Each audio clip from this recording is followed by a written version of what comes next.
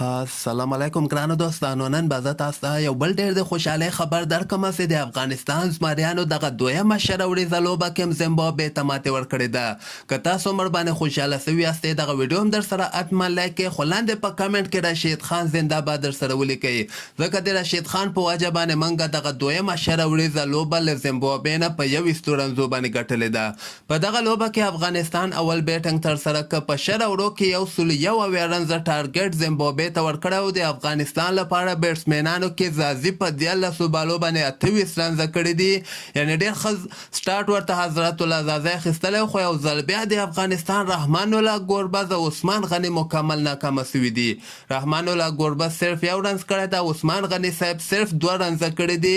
بل طرف ته درویش رسولي بیا 12 رنزه کړي دي، خو هغه بیا انفیډ سوی ده. خو لاندې کې زه تاسو وایم چې نجیب زدران او محمد نبي د افغانستان لپاره په زړه پورې بیټنګ نندارې ته وړاندې کړ.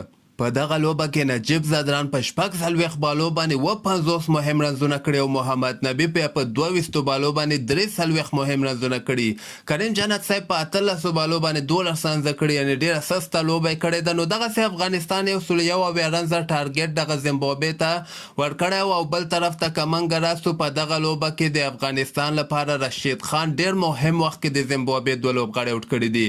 په دغه لوبه کې فضل حق فاروقي هم ډېر زبردسته بالنګ ترسره کړی د سرور اوړو کې 19 رنزه ورکړی او د مقابل ټیم یو لوبغاړی آوټ کړی ده. بل طرف ته نجات مسعود دغه نوی ځوان دوی راوستلی ده، خو دومره خاص بالنګ یې نه ده ترسره کړی. سرور اوړو کې 29 رنزه ورکړي، یو لوبغاړی هم آوټ کړی ده. عظمت الله عمرزي سرور اوړو کې 15 رنزه ورکړي دي.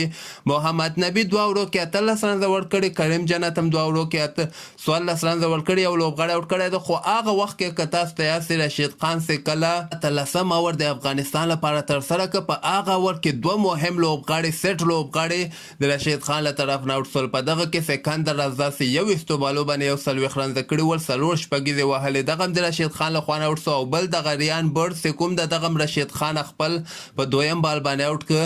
نو دغسې افغانستان زیمبابوې ته په دویمه شروریزه لوبه کې ماتې ورکړله. نو ټولو افغانانو ته ډېر زیات مبارکي.